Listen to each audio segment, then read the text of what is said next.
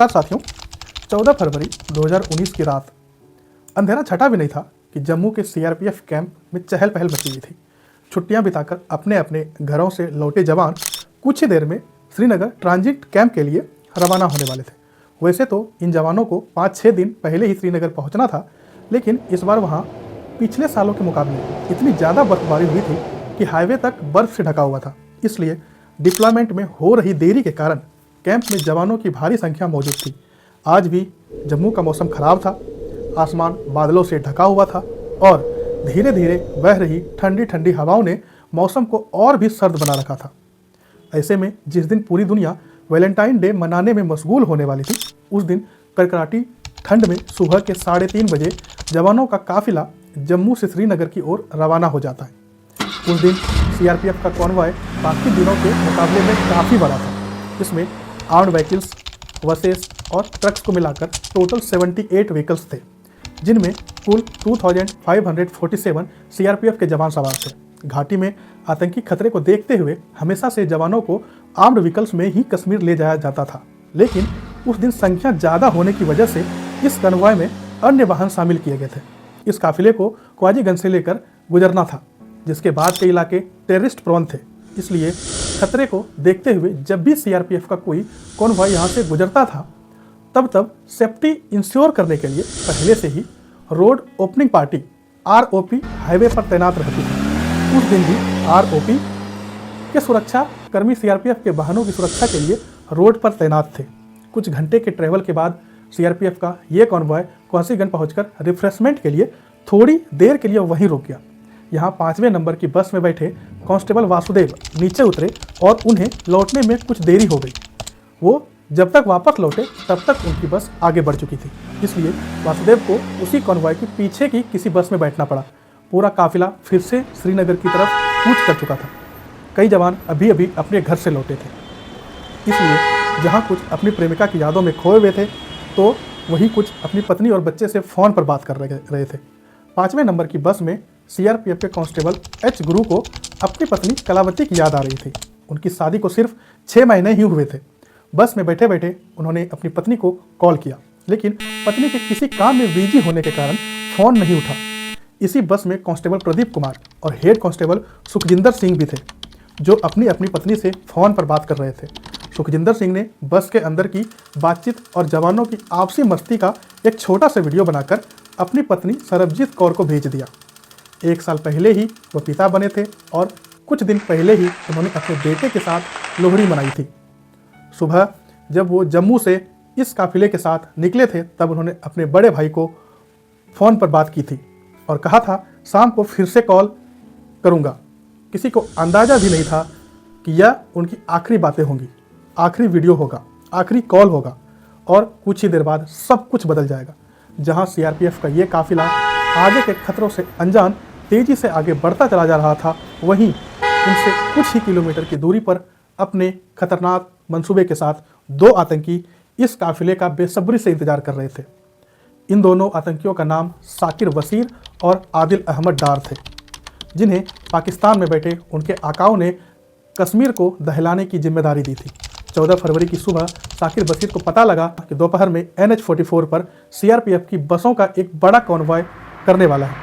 वहां से आतंकी इस हमले को 5 दिन पहले 9 फरवरी को पार्लियामेंट अटैक के मास्टरमाइंड अफजल गुरु की बरसी के दिन ही अंजाम देना चाहते थे, लेकिन भारी बर्फबारी के कारण वहां से सीआरपीएफ का कोई कॉन्वॉय नहीं गुजरा था।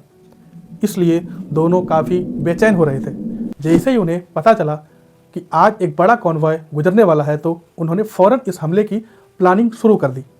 साकिर बशीर के घर से हाईवे तक पहुंचने के लिए 3 रास्ते जाते थे, जिनमें से उस दिन 2 पर पुलिस के नाके थे, जबकि तीसरा रास्ता, जो कि कच्चा स्लिप्ड रोड था, बिना पुलिस की निगरानी के था।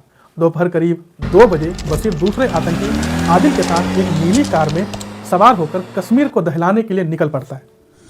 दोनों ने रास्ते में मिलने वाले चेकपोस्ट से बचने के लिए एक घुमावदार रास्ता लिया और जल्दी ही उस बिना नाकाबंदी वाली सड़क को पार कर करीब 1 घंटे की ड्राइव के बाद दोपहर 3:10 पर ऐसी जगह पर पहुंच गए जहां से जम्मू श्रीनगर हाईवे केवल आधा किलोमीटर की दूरी पर था। साकिर ने गाड़ी रोक दी और दोनों उतरकर आमने सामने खड़े हो गए।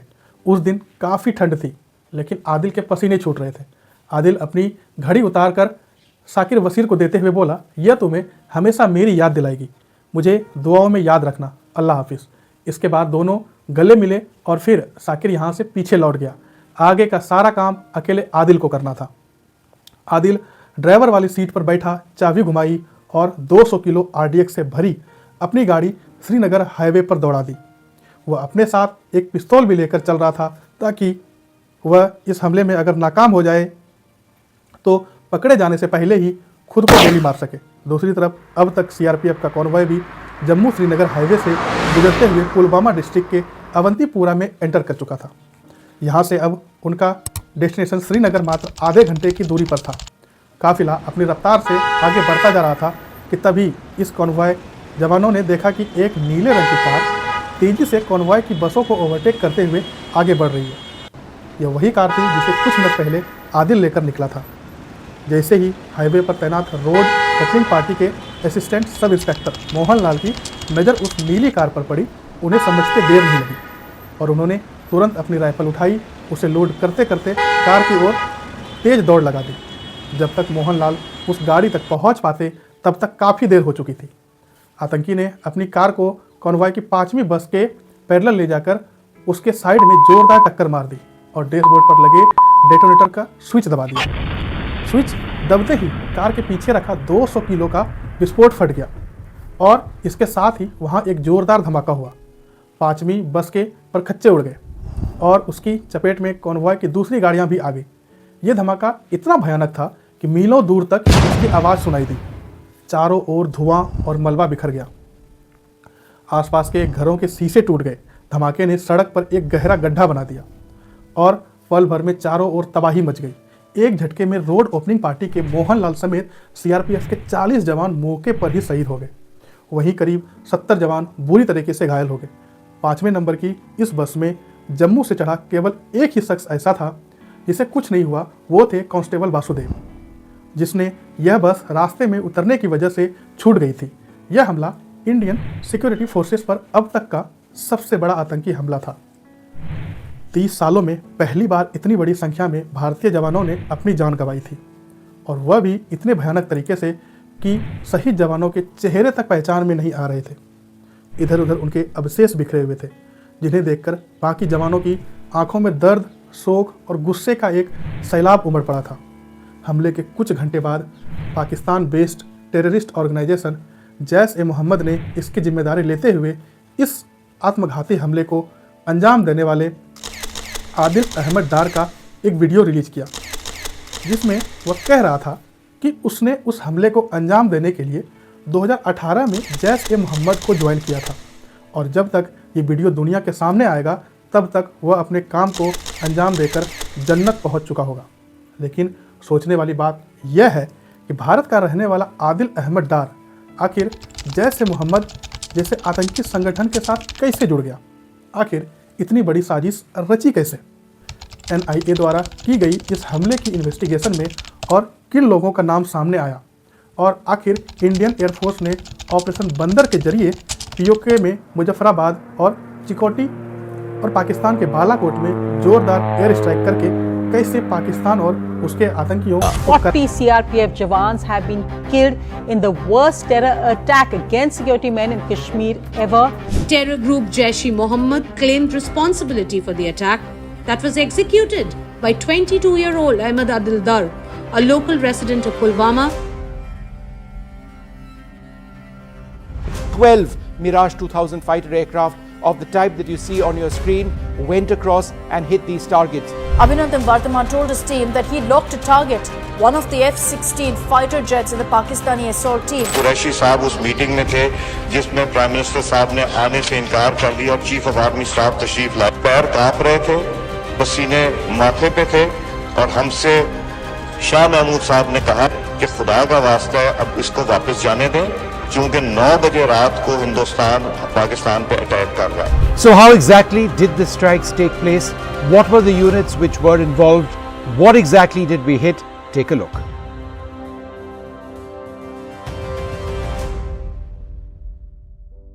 को करारा जवाब दिया। जैश-ए-मोहम्मद के अस्तित्व में आने से पहले उसका मुखिया मसूद अजहर टेररिस्ट एक्टिविटीज़ के चलते 1994 से ही जम्मू के जेल में बंद था। उसके साथियों ने उसे छुड़ाने की कई बार कोशिश की, लेकिन हर बार भारतीय सुरक्षा बलों ने उनकी कोशिशों को नाकाम कर दिया। इसी क्रम में 1999 में उनके साथियों ने जम्मू की कोट भलवाल जेल से उसे निकालने के लिए एक सुरंग तक खोद डाली, लेकिन अपने मोटे शरीर के कारण मसूद अजहर सुरंग में फंस गया और पुलिस द्वारा पकड़ा गया। लेकिन कुछ ही महीने बाद 24 दिसंबर 1999 को मसूद अजहर के छोटे भाई अब्दुल रऊफ अजगर ने 5 हथियारबंद आतंकवादियों के जरिए पैसेंजर्स और क्रू मेंबर्स समेत 185 लोगों से भरी इंडियन एयरलाइंस की फ्लाइट ICU 814 को हाईजैक करवाकर अफगानिस्तान के कंधार भिजवा दिया। इसके बाद भारत सरकार को अपने सभी यात्रियों के बदले में मसूद अजहर और 2 अन्य आतंकियों को भारतीय जेलों से रिहा करना पड़ा। मसूद अजहर ने भारतीय जेल से छूटने के बाद साल 2000 में जैश ए मोहम्मद का गठन किया और इसे अपने आतंकी मंसूबों को पूरा कराने का एक जरिया बना लिया। इसके बाद जैश ए मोहम्मद ने भारत के पार्लियामेंट, पठानकोट एयरफोर्स स्टेशन और उरी में इंडियन आर्मी ब्रिगेड हेडक्वार्टर्स को निशाना बनाकर भारत को गहरा घाव दिया। जब 2016 में जैश ए मोहम्मद ने उरी अटैक किया, उसी साल पुलवामा डिस्ट्रिक्ट के काकापोरा गांव में रहने वाला आदिल अहमद डार 10th क्लास में पढ़ रहा था। इसी दौरान भारतीय सेना ने आतंकी बुरहान को मार गिराया, जो सोशल मीडिया पर अपनी पोस्ट के जरिए घाटी के युवाओं को देश के खिलाफ भड़काता था। उसने उनके बीच अपनी छवि पोस्टर बॉय की बना ली थी, इसलिए जब वह सेना के हाथों मारा गया तो घाटी में प्रदर्शन की बाढ़ आ गई। 20 साल के आदिल के मन में भी उनकी छवि एक हीरो वाली थी, इसलिए वह भी सेना के खिलाफ प्रदर्शन में शामिल होने लगा। स्टोन पेल्टिंग और एंटी इंडिया प्रोटेस्ट में हिस्सा लेने की वजह से उसे कई बार कश्मीर पुलिस द्वारा अरेस्ट किया गया, लेकिन पुलिस ने यह सोचकर हर बार उसे चेतावनी देकर छोड़ दिया कि वह केवल एक मिसगाइडेड यूथ है। लेकिन आदिल एंटी इंडिया प्रोटेस्ट में बराबर पार्टिसिपेट करता रहा, जिसके चलते एक दिन पुलिस की कार्रवाई में उसके पैर में गोली लग गई और करीब 11 महीने तक उसे बिस्तर पर रहना पड़ा। उसके घर वालों को लगा था कि अब वो सुधर जाएगा, लेकिन इस घटना के बाद वो पूरी तरह बदल गया और उसके इरादे और भी ज़्यादा खूंखार होते गए। वो सेना से बदला लेने के लिए इतना छटपटाने लगा कि इसके लिए मार्च 2018 में वह अपने घर से साइकिल लेकर निकल गया और फिर कभी वापस नहीं आया। उसके पिता ने लोकल पुलिस स्टेशन में उसके मिसिंग होने की रिपोर्ट भी लिखवाई, लेकिन उसके गायब होने की यह गुत्थी तब सुलझ पाई जब कुछ दिनों बाद आदिल की AK-47 लिए फोटो वकास कमांडो के नाम से सोशल मीडिया पर सुर्खियां बटोरने लगी। उसने घर से भागने के तुरंत बाद ही आतंकी संगठन जैश ए मोहम्मद ज्वाइन कर लिया था। जैश ने उसको 1 महीने तक एक एक्सपर्ट ट्रेनर द्वारा असॉल्ट राइफल चलाने और ग्रेनाइड फेंकने की ट्रेनिंग दिलवाई और फिर आगे के काम के लिए उसकी मुलाकात अप्रैल 2018 में इद्रिस से करवाई, जिसे इसी महीने जैश द्वारा एक खास मकसद से पुलवामा भेजा गया था। इद्रिस ID बनाने में एक्सपर्ट था, इसलिए जैश ए मोहम्मद ने उसे भारत में रहकर आदिल डार जैसे भटके कश्मीरी युवाओं का इस्तेमाल कर भारतीय जवानों पर ID हमले करवाने का काम सौंपा। इसके लिए उसने पहले आदिल डार से दोस्ती की और फिर धीरे धीरे उसके दिमाग में भारत के खिलाफ जहर घोलकर उसका पूरी तरीके से ब्रेन वॉश करके उसे एक आत्मघाती हमले के लिए राजी कर लिया। आदिल के अलावा उस और भी लोग की ज़रूरत थी, इसलिए उसने अपनी टीम में बिलाल अहमद कूचे, साकिर बशीर पीर, तारिक अहमद शाह, वैज उल इस्लाम, मोहम्मद अब्बास राद और इंसा जान समेत कई जरूरी लोगों को अपनी प्लानिंग में शामिल कर लिया। उसने तब तक अपने लोकल इन्फॉर्मर्स की मदद से आसपास के एरियाज़ में ID बनाने के लिए पूरा सेटअप भी तैयार कर लिया था। इसके बाद उसने पाकिस्तान से RDX कश्मीर मंगवाना शुरू किया। जैसे मोहम्मद RDX के छोटे छोटे कंसाइनमेंट को सीमा पार भेजने लगा, ताकि पैकेट छोटे होने की वजह से इंडियन सिक्योरिटी फोर्सेस के शक के दायरे में ना आए। इद्रिस को अपने इस ग्रुप में सबसे ज़्यादा भरोसा साकिर पर था, इसलिए उसने उसे पाकिस्तान से आने वाले छोटे छोटे कंसाइनमेंट और दूसरी ज़रूरी चीज़ों को रिसीव करने का काम सौंपा। साकिर के काम से इद्रिस इतना खुश था कि उसके एक दिन अपने चाचा रौफ अलवी को साकिर बशीर का फ़ोटो भेजा और कहा कि चाचा, यह मेरा दूसरा अफजल गुरु है। इस दौरान उसने अपने ग्रुप और जैश के कुछ लोकल इन्फॉर्मर्स को घाटी में लगातार सिक्योरिटी फोर्सेस की मूवमेंट पर नज़र रखने के काम पर भी लगा रखा था। इन सब में 2018 का आखिरी महीना आ चुका था। अब तक इद्रिस साकिर की मदद से बम बनाने का सारा जरूरी मटेरियल जुटा चुका था। इसके बाद बम बनाने में जुट गया और साकिर को टारगेट ढूंढने की जिम्मेदारी दे दी। कुछ दिनों के बाद साकिर ने लेथपोरा में नोटिस किया कि करीब आधा दर्जन सैनिक रेगुलर बेसिस पर इस एरिया की पेट्रोलिंग करते हैं। उसने जब ये इदरीस को बताया तो उसने यहाँ कुछ करने से मना कर दिया, क्योंकि उसे एक बड़े टारगेट की तलाश थी। वह एक साथ ज़्यादा से ज़्यादा भारतीय जवानों को निशाना बनाना चाहता था।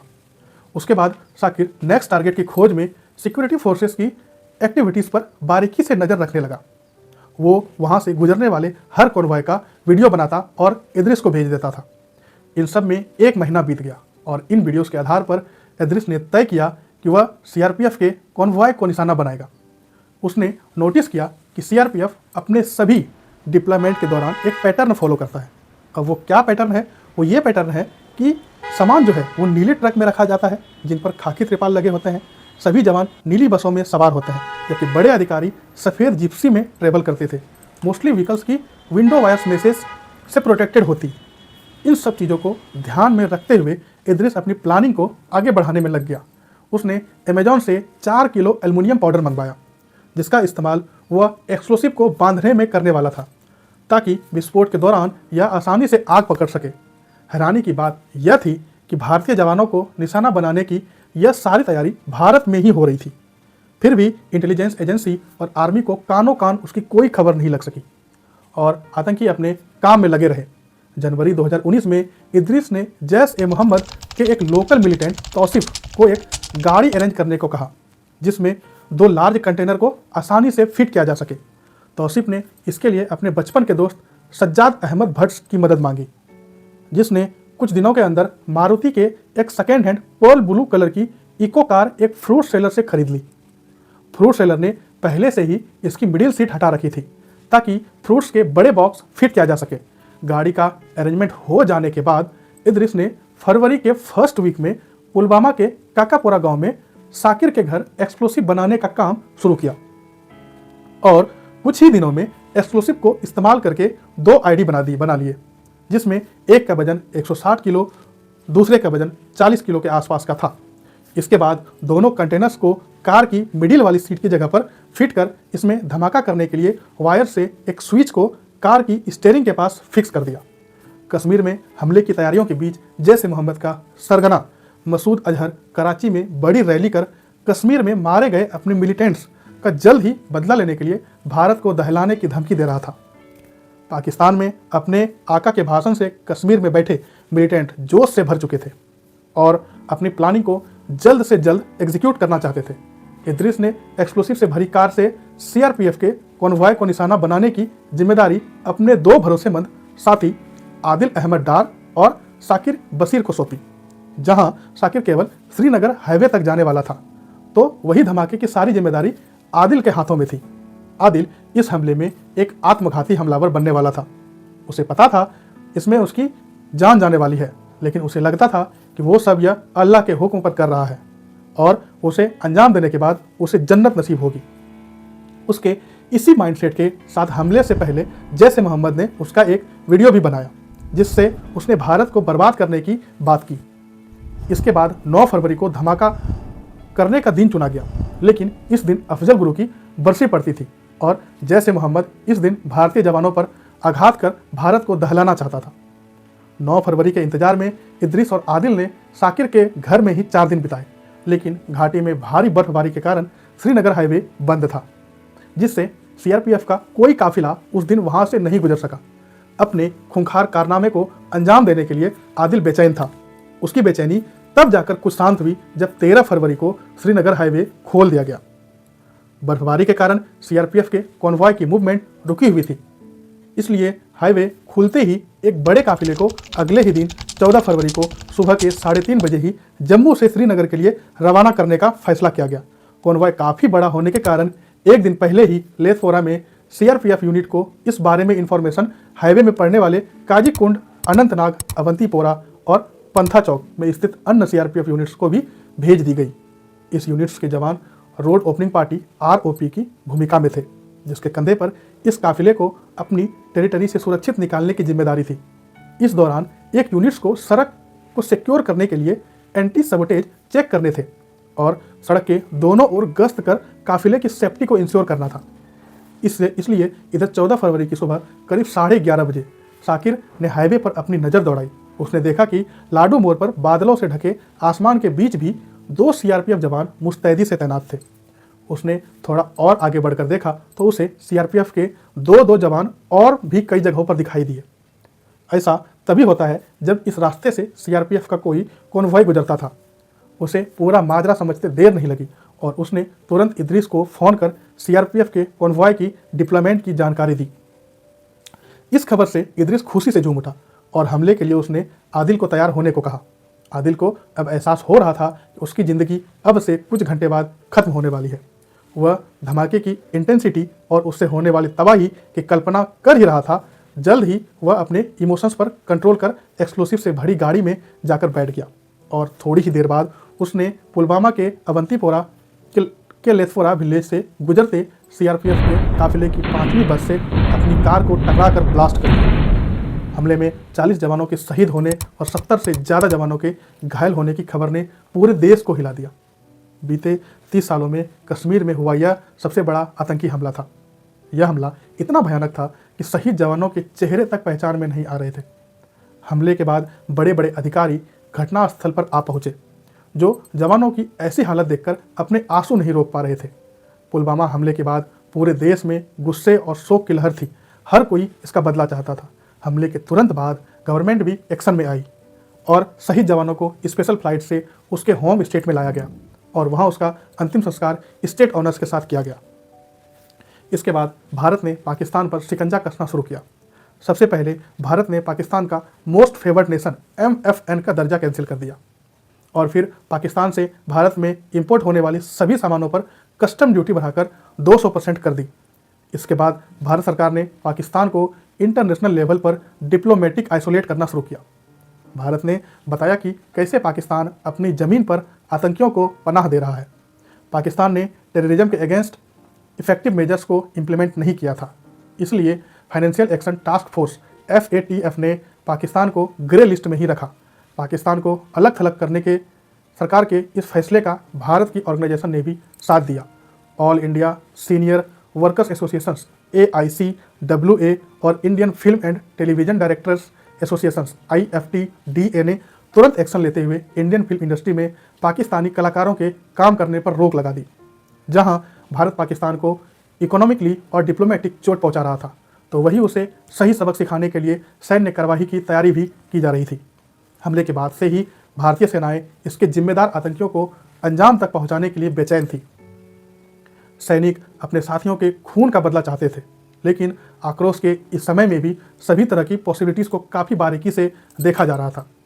ऐसे में इंडियन एयरफोर्स के air chief marshal Birender Singh Dhanoa ने आगे से इनिशिएटिव लेते हुए अगले ही दिन सरकार के सामने POK में एयर स्ट्राइक का प्रपोजल रखा, जिसे सरकार ने भी मंजूरी दे दी। मंजूरी मिलते ही एयरफोर्स ने अपनी तैयारी शुरू कर दी। 16 से 20 फरवरी के बीच 4 दिनों तक ड्रोन के जरिए इस बात का पता लगाया गया कि सीमा पार कौन कौन सी जगह पर आतंकियों ने अपने ठिकाने बना रखे हैं। दुश्मन के ठिकाने का पता लगाने के तुरंत बाद एयरफोर्स और इंटेलिजेंस के अधिकारियों के बीच ऑपरेशंस की प्लानिंग को लेकर अगले 2 दिन तक बैठकें चली। इसी बीच एयरफोर्स ने इस ऑपरेशंस का एक ब्लूप्रिंट तैयार करके national security adviser Ajit Doval के सामने पेश किया, जिसमें उन्हें ऑपरेशंस के दौरान निशाना बनाए जाने वाली जगहों से रूबरू करवाया गया।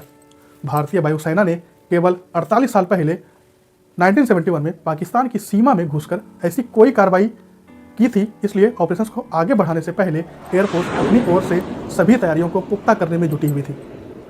1 squadron Tigers and 7 squadron Battle Axes के जवानों को ऑपरेशंस के लिए तैयार रहने का आदेश दिया गया।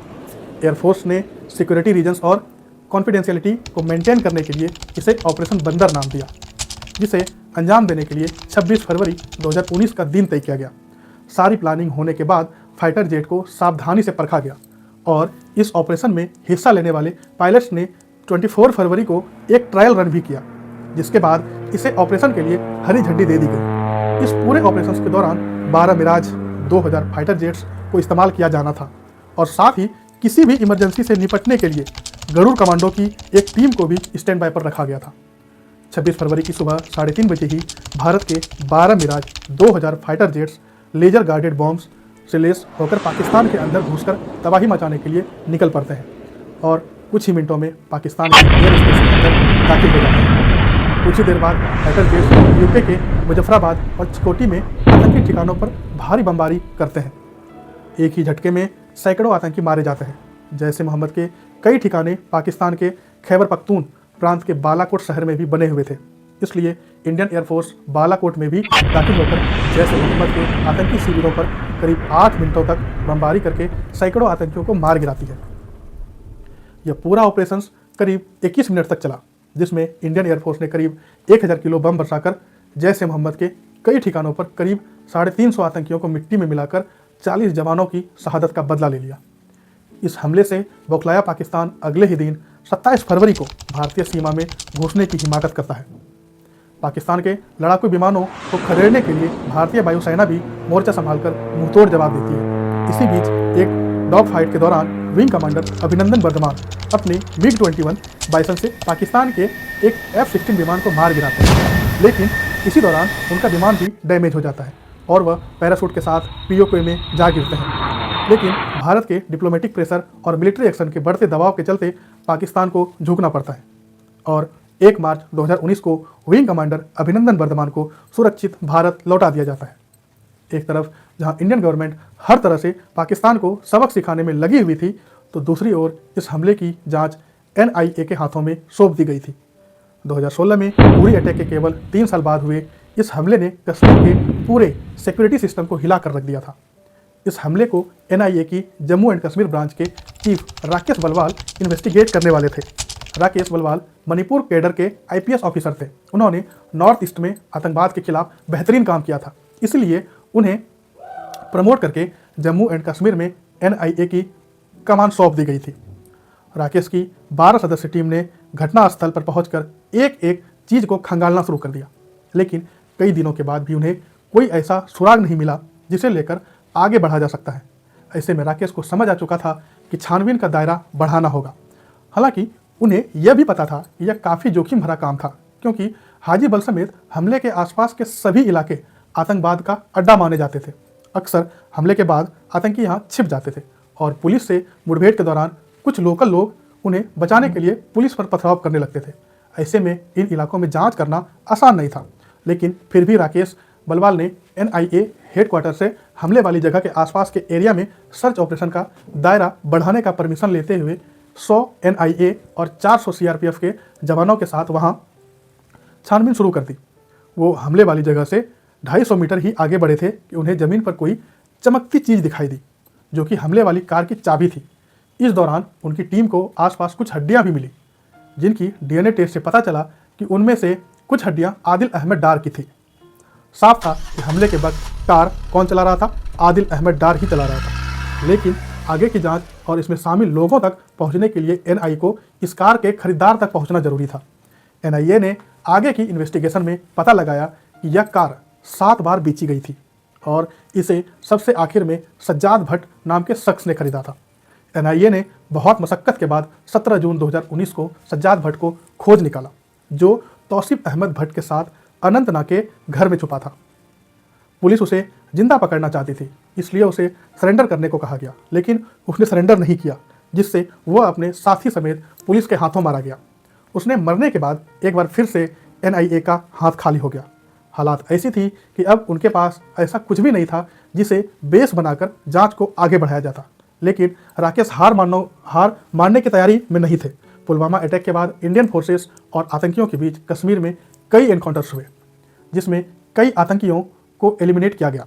ऐसे में राकेश बलवाल ने इस एनकाउंटर्स को एनालाइज करना शुरू किया।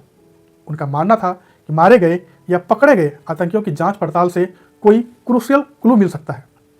उनकी ये कोशिश अंधेरे में तीर मारने जैसी थी, जिसके सहारे सफलता की उम्मीद काफ़ी कम दिख रही थी। वो इसी सिलसिले में अक्टूबर 2019 में कश्मीर के नौगाम पहुंचे, जहां उन्हें 29 मार्च 2019 को आर्मी के साथ एक मुठभेड़ में मारे गए 2 आतंकवादियों की फ़ोटो दिखाई गई। मारे गए दोनों आतंकवादियों में से एक कामरान और दूसरा इदरीस था। राकेश बलवाल को शक हुआ कि इदरीस कोई छोटा आतंकी नहीं था, इसलिए उन्होंने उसके कच्चे चिट्ठे निकालने के लिए लोकल पुलिस से उसका फ़ोन मंगवाया, लेकिन इदरीस का फ़ोन अब तक खराब हो चुका था।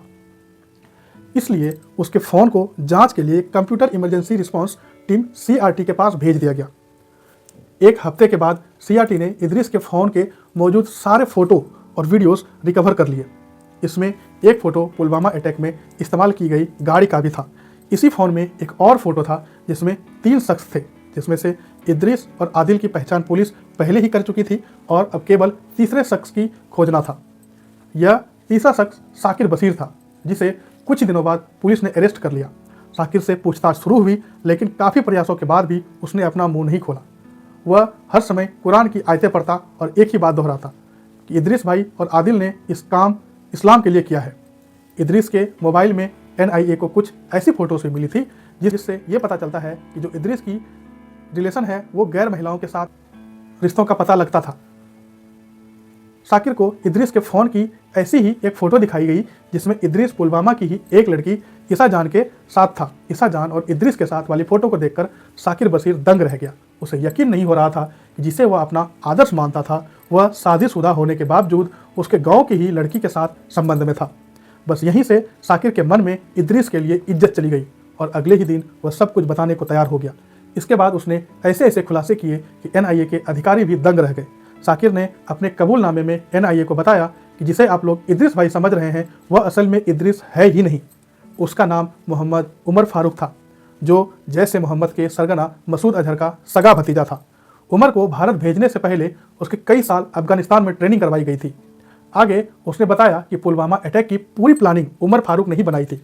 साकिर की गवाही और जांच के आधार पर NIA ने इस हमले में 19 लोगों को शामिल बताते हुए 13,800 पेजेज की चार्जशीट तैयार की। इन 19 मुजरिमों में से ज़्यादातर एनकाउंटर में ही मारे गए, जबकि कुछ को NIA ने अरेस्ट कर लिया था, जो तब से जेल की हवा खा रहे थे। पुलवामा अटैक भारत की सबसे बड़ी सिक्योरिटी फेलियर में से एक था। हमले से पहले ही 2 जनवरी से लेकर 13 फरवरी तक 11 इंटेलिजेंस इनपुट मिल चुके थे, जो CRPF कॉन्वॉय पर हमले की पॉसिबिलिटी को लेकर वार्निंग दे रहे थे। 24 जनवरी 2019 को जम्मू एंड कश्मीर के क्राइम इन्वेस्टिगेशन डिपार्टमेंट CID के एक ऑफिसर ने अपने सीनियर को एक लेटर लिखा था कि जैश ए मोहम्मद के 3 फॉरेन टेररिस्ट अवंतीपुरा पहुंच चुके हैं और जल्द ही एक बड़े अटैक की संभावना है। 31 जनवरी को additional director general of police ADGP doctor B Srinivas ने इस इनपुट को जम्मू कश्मीर पुलिस, CRPF और अन्य सिक्योरिटी एजेंसी के साथ शेयर कर अलर्ट पर रहने को कहा था। इतना ही नहीं, जैश ए मोहम्मद ने हमले के 2 दिन पहले एक वीडियो भी रिलीज किया था, जिसमें उसने अफगानिस्तान में इसी तरीके का हमला करते हुए यह दावा किया था कि वह जल्द ही कश्मीर में भी ऐसा हमला करेगा। लेकिन हैरानी की बात यह थी कि फिर भी CRPF के कॉन्वॉय मूवमेंट के दौरान कोई एक्स्ट्रा प्रिकॉशंस नहीं लिए गए। इसके अलावा आतंकी खतरों के बावजूद CRPF के कॉन्वॉय के बीच गुजरने वाली सिविलियंस व्हीकल्स की भी सख्ती से जांच नहीं की गई थी, जिससे आदिल अहमद डार 200 किलो एक्सप्लोसिव से भरी कार लेकर CRPF के कॉन्वॉय में घुसने में कामयाब रहा। जैश ए मोहम्मद द्वारा इतना ज़्यादा RDX भारत में पहुंचाने जाने से भी LOC पर भारत की सुरक्षा को लेकर गंभीर प्रश्न चिन्ह लग चुके थे। आगे चलकर जम्मू एंड कश्मीर के गवर्नर रहे सत्यपाल मलिक ने इंटरव्यू में सरकार पर आरोप लगाया कि CRPF ने होम मिनिस्ट्री से अपने जवानों को श्रीनगर ले जाने के लिए 5 प्लेन की मांग की थी, लेकिन होम मिनिस्ट्री ने इस रिक्वेस्ट को ठुकरा दिया। हालांकि इस हमले के बाद इंडियन सिक्योरिटी प्रोटोकॉल्स में कुछ बड़े बदलाव किए गए, और वो बदलाव क्या थे? सरकार ने आगे के लिए CRPF समेत पैरामिलिट्री के जवानों के लिए दिल्ली से श्रीनगर और जम्मू से श्रीनगर आने जाने के लिए एयर ट्रैवल की सुविधा दे दी। इसके अलावा जम्मू एंड कश्मीर में सेना और पैरामिलिट्री के बड़े कॉन्वॉयस व्हीकल्स के लिए को रोकने का फैसला भी लिया गया। पाकिस्तान ने जिस आतंकी संगठन जैश ए मोहम्मद को अपनी ज़मीन पर पनाह दे रखी है, उसने 2016 में भी उरी में इंडियन आर्मी के हेडक्वार्टर पर हमला किया था, जिसमें हमारे 18 जवान शहीद हुए थे। इसके बदले में इंडियन आर्मी ने POK में घुसकर 40 आतंकियों और उसके 7 लॉन्च पैड को खत्म करके पाकिस्तान को करारा जवाब दिया था। बहुत बहुत धन्यवाद।